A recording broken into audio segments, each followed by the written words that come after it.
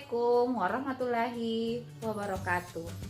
Hai, bagaimana kabarnya anak soleh-soleha? Semoga selalu dalam keadaan sehat walafiat ya. Amin. Dan tetap semangat belajar walau hanya dari rumah. Baiklah, sebelum kita belajar, seperti biasa, kita berdoa dulu ya. Berdoa dimulai. Bismillahirrahmanirrahim. Rabbi zidna ilman warzuqna fahma. Ya Allah, tambahkanlah ilmu kami dan berilah kami pemahaman yang baik. Radina billahi rabba wa bil islami dina wa bi muhammadin nabiyya wa rasula. Kami rela Allah Tuhan kami, Islam agama kami, dan Muhammad sebagai Nabi dan Rasul. Baik, anak-anak. Sekarang kita akan belajar tema 2, udara bersih bagi kesehatan. Subtema 1, cara tubuh mengolah udara bersih. Pembelajaran 1. Nah, adapun tujuan pembelajaran kita yaitu yang pertama, menentukan informasi penting menggunakan metode mind map atau peta pikiran.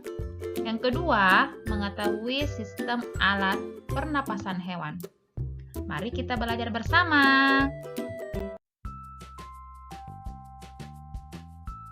Sekarang kita perhatikan teks berikut. Dayu dan ikan hias. Dayu memelihara banyak ikan hias berjenis ikan maskoki. Ikan-ikan hias itu dipelihara dalam sebuah akuarium. Setiap hari, Dayu memberi makan ikan-ikannya. Dayu juga rutin membersihkan akuarium, lalu mengganti airnya dengan air bersih. Kegiatan itu ia lakukan seminggu sekali. Dayu senang melihat ikan-ikan di dalam akuarium berenang ke sana kemari. Dayu memperhatikan saat mulut ikan-ikan itu terbuka dan menutup, seolah-olah ikan-ikan itu selalu menelan air. Dayu bertanya-tanya, apa yang dilakukan ikan-ikan itu?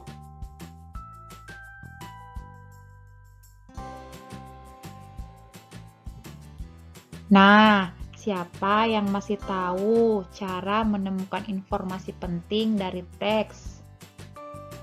Nah, betul sekali. Informasi penting dari teks dapat diperoleh dari jawaban pertanyaan yang menggunakan kata tanya apa, di mana, siapa, kapan, mengapa, dan bagaimana. Oke, mari kita temukan informasi penting dari teks berikut menggunakan mind mapping atau peta pikiran seperti pada tabel berikut. Jadi di tengah-tengah itu kita beri judul dulu, Dayu dan ikan hias. Terus kita buatkan pertanyaan ya, seperti yang pertama. Apa nama jenis ikan hias yang dipiara? Ayo, tadi kalian sudah baca ya. Ikan yang dipelihara itu adalah jenis ikan maskoki. Terus yang kedua, siapa yang memelihara ikan hias? Jawabannya adalah Dayu.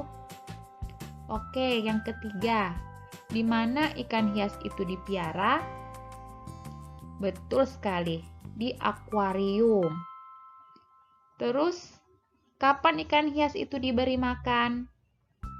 Setiap hari, betul sekali. Selanjutnya, kapan akuarium dibersihkan? Betul sekali, seminggu sekali.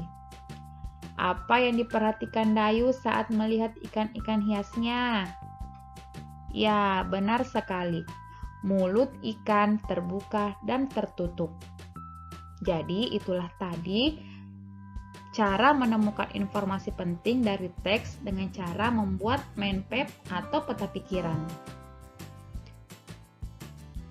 Sekarang kita coba perhatikan gambar di samping. Suasananya tampak sejuk dan segar ya. Ada banyak binatang, ada anak-anak yang bermain, terus ada juga pohon yang rindang. Pasti di pohon itu banyak terkandung oksigen ya. Nah, jadi setiap makhluk hidup itu membutuhkan oksigen untuk bernapas.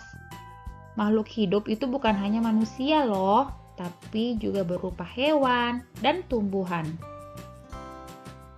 Nah, sekarang kita akan belajar tentang sistem pernapasan hewan. Ada hewan cacing tanah, serangga, ikan, amfibi, reptil, burung, dan mamalia. Cacing tanah itu bernapas dengan permukaan kulit. Serangga bernapas dengan trakea. Ikan bernapas dengan insang. Amfibi atau katak saat berudu bernapas dengan insang. Saat dewasa menggunakan paru-paru dan kulit. Reptil bernafas dengan paru-paru. Burung bernafas dengan paru-paru dibantu pundi-pundi udara. Dan mamalia bernafas dengan paru-paru. Sekarang kita bahas yang pertama, yaitu cacing tanah. Nah, seperti manusia, cacing juga bernafas loh. Cacing itu tidak mempunyai alat pernafasan khusus. Cacing bernafas melalui permukaan kulit. Jadi kita perhatikan ya, kulit cacing itu memang selalu basah dan berlendir. Nah, itulah yang memudahkan penyerapan oksigen dari udara. Nah, selanjutnya adalah hewan serangga. Hewan serangga itu bernafas menggunakan trakea. Trakea atau yang disebut dengan saluran halus yang beredar ke seluruh tubuh serangga. Cara bernapasnya itu adalah oksigen masuk melalui lubang yang disebut stigma, lalu diedarkan melalui trakea ke seluruh tubuh.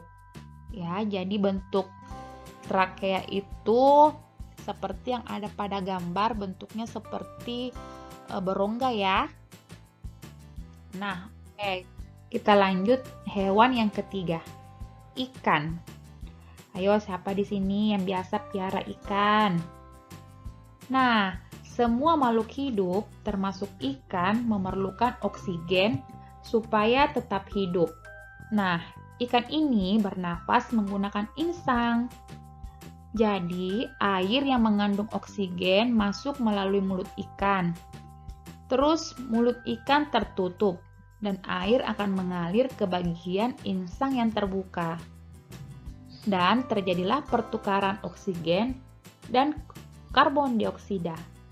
Jadi, untuk memperoleh cukup oksigen, mulut ikan dan insang bekerja bersama-sama seperti pompa hisap air. Makanya, ikan itu biasa kita lihat mulutnya terbuka dan tertutup.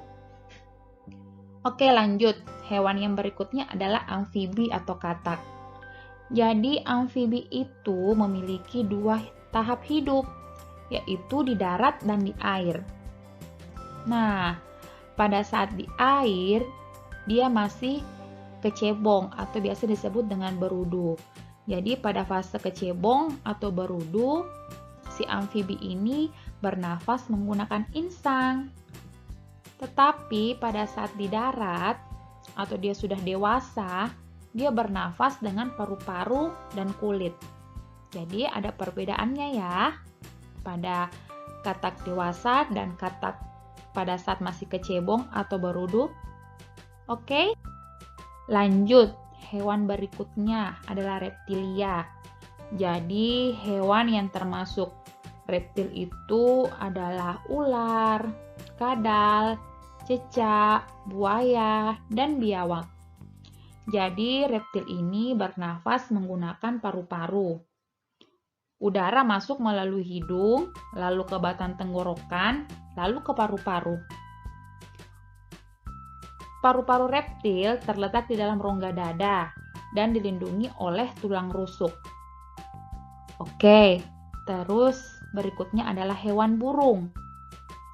Jadi, burung ini bernafas menggunakan paru-paru. Paru-paru burung terletak di dalam rongga dada.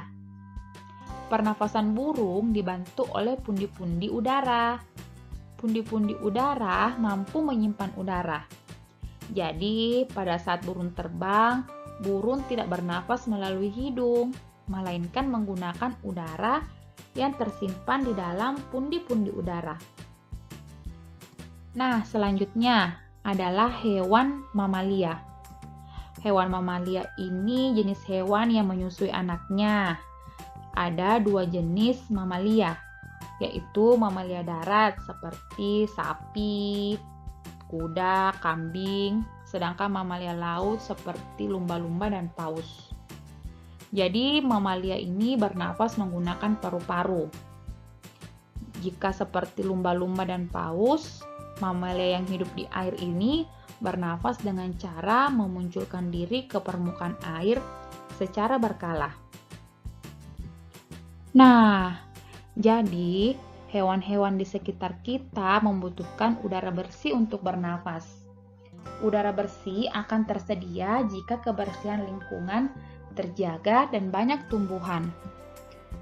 Yuk kita sama-sama menjaga lingkungan dengan membuang sampah pada tempatnya. Karena Allah tidak menyukai orang-orang yang berbuat kerusakan di bumi.